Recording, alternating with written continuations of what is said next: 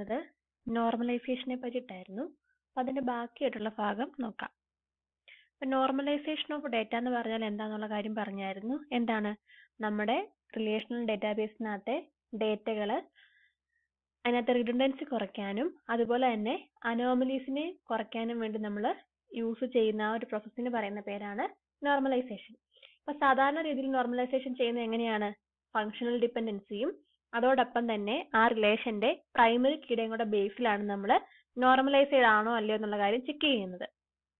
ഇനി അങ്ങനത്തെ ഫസ്റ്റ് ചെക്കിങ്ങിൽ നമുക്ക് നോർമലൈസ്ഡ് അല്ല നമ്മുടെ ഡേറ്റാബേസ് എന്ന് കണ്ടുപിടിച്ചാൽ നമ്മൾ ചെയ്യുന്ന ഒരു രണ്ടാമത്തെ പ്രോസസ്സാണ് നോർമൽ ഫോം ടെസ്റ്റ് എന്ന് പറയുന്നത്. അതാണ് ഇവിടെ കൊടുത്തിരിക്കുന്നത്. Normal form test is decomposed into smaller relation schemas that contain a subset of the attributes and meet the test that was otherwise not met by the original relation. അതായത് നമ്മുടെ കൈവശമുള്ള database നമ്മൾ functional dependency satisfy ചെയ്യുന്നുണ്ടോ, അതുപോലെ തന്നെ primary കീയുടെ കൂടെ ബേസിൽ നമ്മൾ നോർമലൈസ്ഡ് ആണോ എന്നുള്ള കാര്യം ചെക്ക് ചെയ്യുന്നു. ചെക്ക് ചെയ്യുമ്പോൾ അങ്ങനെ അല്ലാന്ന് കണ്ടുപിടിച്ചാൽ നമ്മൾ അടുത്ത സ്റ്റെപ്പായിട്ട് പെർഫോം ചെയ്യുന്ന ഒരു കാര്യമാണ് നോർമൽ ഫോം ടെസ്റ്റ് എന്ന് പറഞ്ഞാൽ. ഇവിടെ ചെയ്യുന്ന കാര്യം എന്ന് പറഞ്ഞാൽ നമ്മുടെ കൈവശമുള്ള റിലേഷൻ എന്ന് പറഞ്ഞാൽ എന്താണ്? നമ്മുടെ റിലേഷണൽ ഡേറ്റാബേസിനകത്തെ ടേബിളുകൾ, അതാണ് റിലേഷൻ എന്ന് പറഞ്ഞാൽ.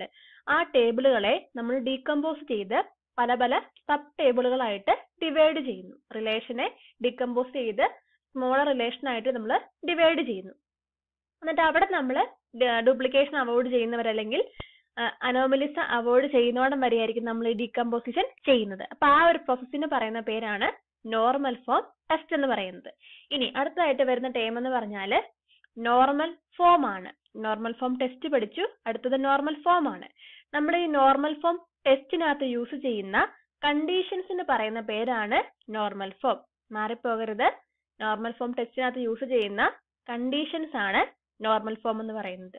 നോർമൽ ഫോം ടെസ്റ്റ് എന്ന് പറഞ്ഞാൽ എന്താണ്? നമ്മുടെ കൈവശമുള്ള റിലേഷനെ നമ്മൾ ഡീകമ്പോസ് ചെയ്ത് സ്മോളർ റിലേഷൻ ആയിട്ട് കൺവേർട്ട് ചെയ്യുന്ന പ്രോസസ്സാണ് നോർമൽ ഫോം ടെസ്റ്റ്. അതിനകത്ത് നമ്മൾ യൂസ് ചെയ്യുന്ന കുറേയധികം കണ്ടീഷന് പറയുന്ന പേരാണ് നോർമൽ ഫോംസ്. നോർമൽ ഫോമിന് ഡെഫിനിഷൻ കൊടുത്തിട്ടുണ്ട്. The normal form of a relation refers to the highest normal form condition that it meets and hence indicates the degree to which it has been normalized. അതായത് ഒരു database meet ചെയ്യുന്ന ഏറ്റവും highest ആയിട്ടുള്ള condition പറയുന്ന പേരാണ് normal form എന്ന്. അപ്പൊ നമ്മളിവിടെ നേരത്തെ പറഞ്ഞായിരുന്നു first normal form, second normal form, third normal form, Boyce Codd normal form, fourth normal form, അതുപോലെ തന്നെ ഫിഫ്ത്ത് നോർമൽ ഫോം. അപ്പൊ നമ്മുടെ ഡേറ്റാബേസ് മീറ്റ് ചെയ്യുന്ന കണ്ടീഷൻ ഏതാണോ അതാണ് അതിന്റെ ഡിഗ്രി എന്ന് പറയുന്നത്. നമ്മൾ എടുക്കുന്ന ഡേറ്റാബേസ് ഫസ്റ്റ് നോർമൽ ഫോം ആണ് സാറ്റിസ്ഫൈ ചെയ്യുന്നതെങ്കിൽ ആ ഡേറ്റാബേസിന്റെ ഡിഗ്രി എന്ന് പറഞ്ഞാൽ എത്രയാണ്? ഫസ്റ്റ് ആയിരിക്കും അതിന്റെ ഡിഗ്രി. ഫസ്റ്റ് ഡിഗ്രിയിൽപ്പെട്ട ഡേറ്റാബേസ് ആയിരിക്കും അത്. ഇനി നമ്മൾ എടുക്കുന്ന ഡേറ്റാബേസ് സെക്കൻഡ് നോർമൽ ഫോമിനകത്തെ കണ്ടീഷനാണ് സാറ്റിസ്ഫൈ ചെയ്യുന്നതെങ്കിൽ അതിന്റെ ഡിഗ്രി എത്രയാണ്? 2 എന്നുള്ളതായിരിക്കും അതിന്റെ ഡിഗ്രി എന്ന് പറയുന്നത്. അതാണ് നോർമൽ ഫോം ബേസ് ചെയ്തിട്ടുള്ള ഡേറ്റാബേസിന്റെ ഡിഗ്രി എന്ന് പറയുന്നത്. പിന്നെ ഇവിടെ തന്നിരിക്കുന്ന 2 പോയിന്റ് എന്ന് പറഞ്ഞാൽ സാധാരണയായിട്ട് ഡേറ്റാബേസ് ഡിസൈനേഴ്സ് ഒരു ഡേറ്റാബേസിനെ നോർമലൈസ് ചെയ്യാൻ വേണ്ടി യൂസ് ചെയ്യുന്ന 2 പ്രോസസ്സുകളാണ്. നമ്മളിപ്പോൾ ഇതുവരെ പറഞ്ഞു പോയതിൽ ഒരുപാട് പ്രാവശ്യം ആ കാര്യങ്ങൾ പറഞ്ഞു പോയതാണ്. ഒന്നാമത്തെ സ്റ്റെപ്പ് എന്ന് പറഞ്ഞാൽ ഫങ്ഷണൽ ഡിപ്പെൻഡൻസിയും പ്രൈമറി കീയും കൂടെ ബേസ് ചെയ്ത് ഒരു ഡേറ്റാബേസ് നോർമലൈസ്ഡ് ആണോ എന്നുള്ള കാര്യം ചെക്ക് ചെയ്യുന്നു. ഇനി അങ്ങനെ അല്ലെങ്കിൽ രണ്ടാമത്തെ കേസ് എന്ന് പറഞ്ഞാൽ എന്താണ്? നോർമൽ ഫോം എന്ന് പറയുന്ന കുറേയധികം കണ്ടീഷൻസ് യൂസ് ചെയ്ത് നോർമൽ ഫോം ടെസ്റ്റുകൾ പെർഫോം ചെയ്യുന്നു. അങ്ങനെ ആ ഡേറ്റാബേസിനെ നോർമലൈസ്ഡ് ആക്കുന്നു. അതാണ് നോർമലൈസേഷനകത്ത് വരുന്ന 2 സ്റ്റെപ്പുകൾ അല്ലെങ്കിൽ 2 പ്രോസസ്സുകൾ. അപ്പൊ ഇത്രയാണ് ബേസിക് ആയിട്ട് നോർമലൈസേഷനകത്ത് വരുന്ന കാര്യങ്ങൾ. ഇനി നമ്മൾ നോർമലൈസേഷൻ ചെയ്യുന്ന ആ പ്രോസസ്സ് വഴി നമ്മുടെ ഡേറ്റാബേസ് നോർമലൈസ്ഡ് ആകുക മാത്രമല്ല ചെയ്യുന്നത്, ഈ താഴെ പറയുന്ന 2 പ്രോപ്പർട്ടിയും കൂടെ അച്ചീവ് ചെയ്യുന്നുണ്ട്. അതായത് ഡേറ്റാബേസിനകത്തെ ഡ്യൂപ്ലിക്കേഷൻ അവോയ്ഡ് ചെയ്യുന്നുണ്ട്, അതുപോലെ തന്നെ അനോമലീസ് റിമൂവ് ആയിട്ട് പോകുന്നുണ്ട്. അതുകൂടാതെ ഈ പറയുന്ന 2 പോയിന്റ്സ് അല്ലെങ്കിൽ 2 പ്രോപ്പർട്ടിയും കൂടെ നമ്മുടെ ഡേറ്റാബേസിന് കിട്ടുന്നുണ്ട്. അതിനകത്ത് ഒന്നാമത്തെ പ്രോപ്പർട്ടിയാണ് non addictive join or lossless join property. പിന്നെ നമ്മൾ ഇൻഫോർമൽ ഗൈഡ് ലൈൻസ് പറഞ്ഞപ്പോൾ ഒരു പോയിന്റ് ആയിട്ട് പറഞ്ഞായിരുന്നു, നമ്മൾ ജോയിൻ ഓപ്പറേഷൻ പെർഫോം ചെയ്യുമ്പോൾ, ജോയിൻ എന്ന് പറഞ്ഞാൽ എന്താണ്? ഒന്നിലധികം റിലേഷൻസിനെ എന്തെങ്കിലും ഒരു കണ്ടീഷന്റെ ബേസിൽ കമ്പൈൻ ചെയ്ത് ഒരു റിലേഷൻ ആക്കുന്ന ഒരു ഓപ്പറേഷന് പറയുന്ന പേരാണ് ജോയിൻ എന്ന് പറയുന്നത്. അപ്പൊ നമ്മൾ ജോയിൻ ചെയ്യുന്ന അവസരത്തിൽ നമ്മൾ കൊടുക്കുന്ന കണ്ടീഷൻസ് കറക്റ്റ് അല്ലെങ്കിൽ അവിടെ ഒറ്റ റിലേഷനായിട്ട് ഫോം ചെയ്യുമ്പോൾ ഉണ്ടാകുന്ന നമ്പർ ഓഫ് റോസിന്റെ എണ്ണം കൂടുതൽ വരാം, ആവശ്യത്തിനുള്ളതിനെക്കാട്ടിലും കൂടുതൽ വരാം. അങ്ങനെയുള്ള റോസ് അല്ലെങ്കിൽ ടപ്പിൾസിന് നമ്മൾ പറയുന്ന പേരായിരുന്നു സ്പൂരിയസ് ടപ്പിൾ എന്ന് പറയുന്ന കാര്യം. അപ്പൊ ആ ഒരു പ്രശ്നം നോർമലൈസ് ചെയ്യുന്നത് വഴി ഒഴിവാകുമെന്നാണ് പറയുന്നത്. അതായത് നോർമലൈസ്ഡ് ചെയ്ത ഒരു ഡേറ്റാബേസിൽ നമ്മൾ ജോയിൻ ഓപ്പറേഷൻ പെർഫോം ചെയ്യുമ്പോൾ അവിടെ ഉണ്ടാകുന്ന റോസിന്റെ എണ്ണം എന്ന് പറഞ്ഞാൽ കറക്റ്റ് തന്നെയായിരിക്കും, കൂടുതലായിട്ട് ടപ്പിൾസ് ഒന്നും അവിടെ ജനറേറ്റ് ചെയ്യുന്നില്ല എന്നാണ് പറയുന്നത്. ഇനി രണ്ടാമത്തെ പ്രോപ്പർട്ടി എന്ന് പറഞ്ഞാൽ ഡിപ്പെൻഡൻസി പ്രിസർവേഷൻ പ്രോപ്പർട്ടി. ഇവിടെ എന്ന് പറഞ്ഞാൽ നമ്മൾ നേരത്തെ പറഞ്ഞു ഫങ്ഷണൽ ഡിപ്പെൻഡൻസി സാറ്റിസ്ഫൈ ചെയ്യാത്തത് കൊണ്ടാണല്ലോ നമുക്ക് നോർമൽ ഫോം ടെസ്റ്റ് ചെയ്യേണ്ടത് വന്നത്. അപ്പൊ നോർമൽ ഫോം ടെസ്റ്റ് എന്ന് പറഞ്ഞാൽ എന്താന്ന് പറഞ്ഞായിരുന്നു, നമ്മുടെ കൈവശമുള്ള ടേബിളിനെ നമ്മൾ പല പല ചെറിയ ടേബിൾസ് ആയിട്ട് ഡിവൈഡ് ചെയ്ത് പോകുന്നൊരു പ്രോസസ് ആണെന്ന് പറഞ്ഞായിരുന്നു. അപ്പൊ അങ്ങനെ ഡിവൈഡ് ചെയ്യുന്ന കൂടെ നോർമലൈസ് ആകുന്ന കൂടെ തന്നെ എന്തും കൂടെ സംഭവിക്കുന്നുണ്ട്, ഈ ഡിവൈഡ് ചെയ്ത ചെറിയ ടേബിൾസ് ഫങ്ഷണൽ ഡിപ്പെൻഡൻസി എന്ന് പറയുന്ന ഒരു ക്രൈറ്റീരിയയും കൂടെ സാറ്റിസ്ഫൈ ചെയ്യുന്നുണ്ട്. അപ്പൊ അങ്ങനെ ഈ രണ്ട് പ്രോപ്പർട്ടീസ് കൂടെയാണ് നമ്മുടെ നോർമലൈസേഷൻ എന്ന് പറയുന്ന പ്രോസസ്സിനകത്ത് ഗെയിൻ ചെയ്യുന്ന രണ്ട് പ്രോപ്പർട്ടി എന്ന് പറഞ്ഞാൽ. അപ്പൊ അതും കൂടെ ഒന്ന് ഓർത്തു വെക്കുക. പിന്നെ പറഞ്ഞിരിക്കുന്നത് practical use of normal forms ആണ്. Practical use of normal forms അതായത് നമ്മൾ തിയറി പഠിക്കുമ്പോൾ പറയുന്നുണ്ട് 1 തൊട്ട് 5 വരെയുള്ള നോർമൽ ഫോംസ് നമ്മൾ കണ്ടുപിടിച്ച് വെച്ചിട്ടുണ്ട്, ഓരോന്നിനും ഓരോ കണ്ടീഷൻ ഉണ്ടെന്നൊക്കെയുള്ള കാര്യം പറയുന്നുണ്ട്. പക്ഷെ നമ്മുടെ റിയൽ ലൈഫിലോട്ട് വരുമ്പോൾ സാധാരണയായിട്ട് നമുക്ക് 3 നോർമൽ ഫോം വരെയാണ് നമ്മൾ യൂസ് ചെയ്യുന്നത്, അല്ലെങ്കിൽ BCNF വരെ. ഇനി അതും അല്ലെങ്കിൽ മാക്സിമം ആണ് 4th നോർമൽ ഫോം എന്ന് പറയുന്നത്. നമ്മൾ 5th നോർമൽ ഫോം ഒന്നും റിയൽ ലൈഫിൽ അങ്ങനെ യൂസ് ചെയ്യാറേ ഇല്ല. കാരണം നോർമൽ ഫോമിന്റെ ഡിഗ്രി കൂടുന്തോറും അതിനകത്തെ കണ്ടീഷൻസ് കുറച്ചും കൂടെ ഹാർഡ് ആവുകയാണ് ചെയ്യുന്നത്. അപ്പൊ നമുക്ക് റിയൽ ലൈഫിനകത്തെ ഡേറ്റാബേസിനകത്ത് അത് അപ്ലൈ ചെയ്യാനായിട്ട് കുറച്ച് ഡിഫിക്കൽട്ട് ആണ്. അതുകൊണ്ട് നമ്മൾ സാധാരണയായിട്ടും 3rd നോർമൽ ഫോം വരെയൊക്കെയാണ് യൂസ് ചെയ്യുന്നത്. അതാണ് പ്രാക്ടിക്കൽ യൂസ് ഓഫ് നോർമൽ ഫോമിനകത്ത് പറഞ്ഞിരിക്കുന്നത്. നമ്മൾ റിയൽ ലൈഫിൽ യൂസ് ചെയ്യുന്ന നോർമൽ ഫോമുമായിട്ട് ബന്ധപ്പെടുത്തിയുള്ള കാര്യമാണ് പറഞ്ഞിരിക്കുന്നത്. അതും ജസ്റ്റ് ഒന്ന് ഓർത്ത് വെക്കുക. ഇനി അടുത്തത് തന്നിരിക്കുന്നതാണ് ഡീനോർമലൈസേഷൻ. നോർമലൈസേഷൻ എന്താണെന്ന് പഠിച്ചു. ഇനി അതിന്റെ കൂടെ തന്നെ വരുന്നതാണ് denormalization. It's the process of storing join of higher normal form relations as a base relation which is in a lower normal form. നമ്മൾ നോർമൽ ഫോം ഒക്കെ പഠിക്കുന്ന എന്തിനാന്ന് ചോദിച്ചാൽ നമ്മൾ പറഞ്ഞായിരുന്നു നമ്മുടെ ഡേറ്റാബേസിനകത്ത് ഡ്യൂപ്ലിക്കേഷൻ അവോയ്ഡ് ചെയ്യാനായിട്ട്, അതുപോലെ തന്നെ അനോമലീസ് ഒക്കെ റിമൂവ് ചെയ്യാനെന്നൊക്കെയുള്ള കാര്യം പറഞ്ഞായിരുന്നു. പക്ഷെ ഒരു പ്രശ്നം എന്താണെന്ന് ചോദിച്ചാൽ നമ്മുടെ നോർമൽ ഫോമിന്റെ ഡിഗ്രി കൂടുന്തോറും നമുക്ക് ഡേറ്റാബേസിനെ ആക്സസ് ചെയ്യാനുള്ള എഫിഷ്യൻസി കുറഞ്ഞാണ് വരുന്നത്. നമ്മൾ ക്വറി ചെയ്യുമ്പോൾ അതിന്റെ സ്പീഡ് കുറഞ്ഞാണ് വരുന്നത്.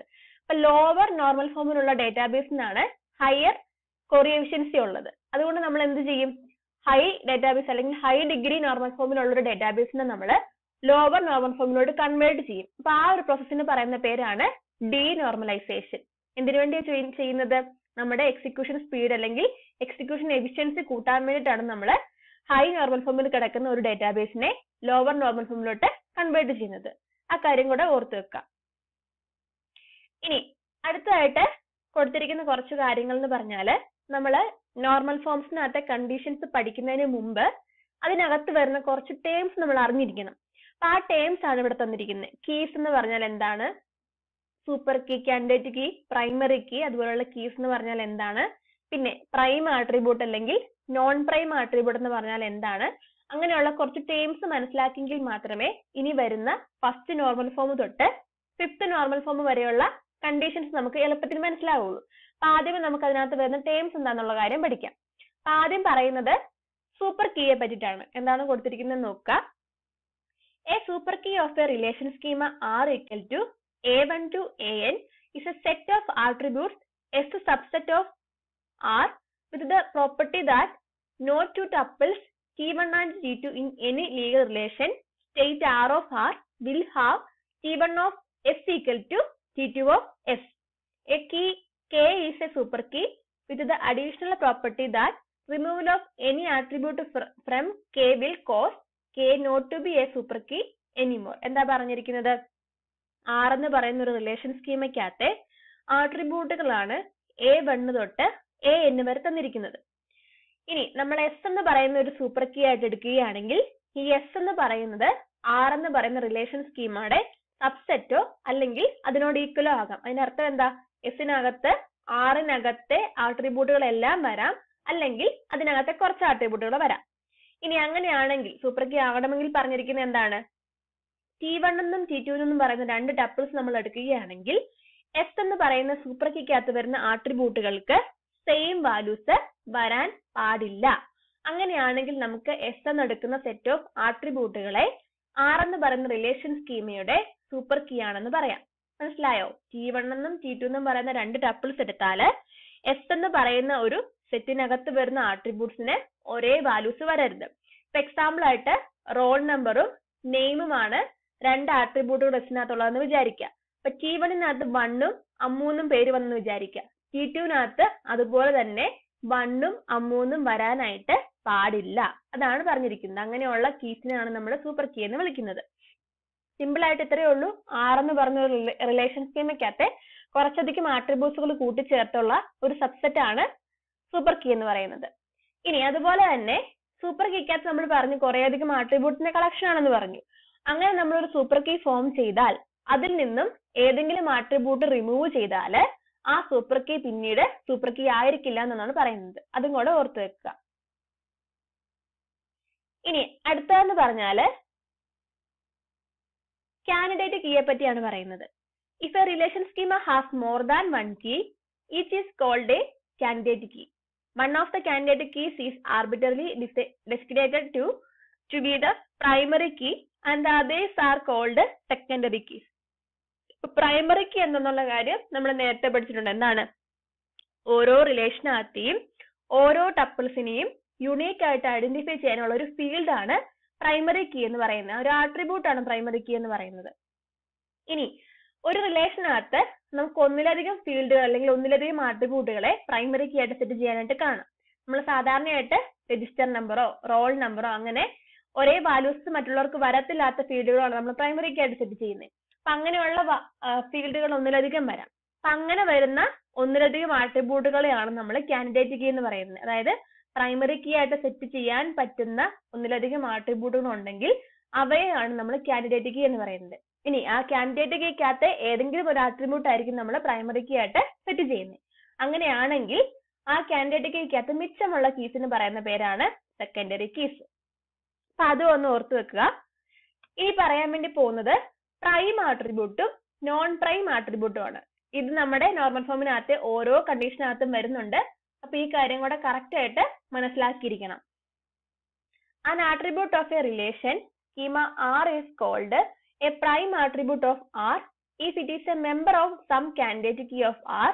An attribute is called non-prime if it is not a prime attribute, that is, if it is not a member of any candidate key. അതായത് പ്രൈം ആട്രിബ്യൂട്ടും നോൺ പ്രൈം ആട്രിബ്യൂട്ടും. Prime attribute എന്ന് പറഞ്ഞാൽ R എന്ന് പറയുന്ന relation സ്കീമയ്ക്കകത്തെ candidate കീക്കകത്തെ ഏതെങ്കിലും ഒരു member ആയിരിക്കണം പ്രൈം ആട്രിബ്യൂട്ട് എന്ന് പറയുന്നത്. ഇനി നോൺ പ്രൈം ആണെങ്കിലോ കാൻഡിഡേറ്റ് കീക്കകത്തെ മെമ്പർ അല്ലാത്ത ആട്രിബ്യൂട്ടുകളെയാണ് നമ്മൾ നോൺ പ്രൈം എന്ന് പറയുന്നത്. അതായത് പ്രൈമറി കീയുമായിട്ട് അസോസിയേറ്റ് ചെയ്ത് വരുന്ന ആ ആട്രിബ്യൂട്ടിനെ നമ്മൾ പ്രൈം ആട്രിബ്യൂട്ട് എന്നും പറയുന്നു. പ്രൈമറി കീ അല്ലാത്ത അല്ലെങ്കിൽ നമ്മുടെ കാൻഡിഡേറ്റ് കീയുടെ സെറ്റിനകത്ത് ഇല്ലാത്ത ആട്രിബ്യൂട്ടുകളെ നമ്മൾ നോൺ പ്രൈം ആട്രിബ്യൂട്ട് എന്നും പറയുന്നു. നമുക്ക് നമ്മുടെ റിലേഷനെ യുണീക്ക് ആയിട്ട് ഐഡന്റിഫൈ ചെയ്യാൻ പറ്റത്തില്ലാത്ത കുറെ ആട്രിബ്യൂട്ടുകൾ വരും. നെയിം, അഡ്രസ്, അങ്ങനെയൊക്കെയുള്ള കുറെ ആട്രിബ്യൂട്ടുകൾ ഇല്ലേ, അവയെ നമ്മൾ നോൺ പ്രൈം ആട്രിബ്യൂട്ട് എന്ന് പറയും. നമ്മൾ പ്രൈമറി കീ ആയിട്ട് സെറ്റ് ചെയ്യുന്ന കുറെ ആട്രിബ്യൂട്ട് ഇല്ലേ, SSN നമ്പറോ റോൾ നമ്പറോ രജിസ്റ്റർ നമ്പറോ അങ്ങനെയുള്ള ആട്രിബ്യൂട്ടുകളാണ് നമ്മൾ പ്രൈം ആട്രിബ്യൂട്ട് എന്ന് പറയുന്നത്. അപ്പൊ ഇത്രയും കാര്യങ്ങൾ നിങ്ങൾ ഓർത്ത് വെക്കുക. കീസ് എന്താണ്, അതുപോലെ തന്നെ prime attribute, non prime attribute, functional dependency എന്താണ്, അങ്ങനെയുള്ള ബേസിക് ആയിട്ടുള്ള കാര്യങ്ങൾ ഓർത്ത് വെച്ചിട്ട് മാത്രമേ ഇനി പറയാൻ വേണ്ടി പോകുന്ന നോർമൽ ഫോമുകൾ എന്താണെന്നുള്ള കാര്യം നോക്കാവുള്ളൂ.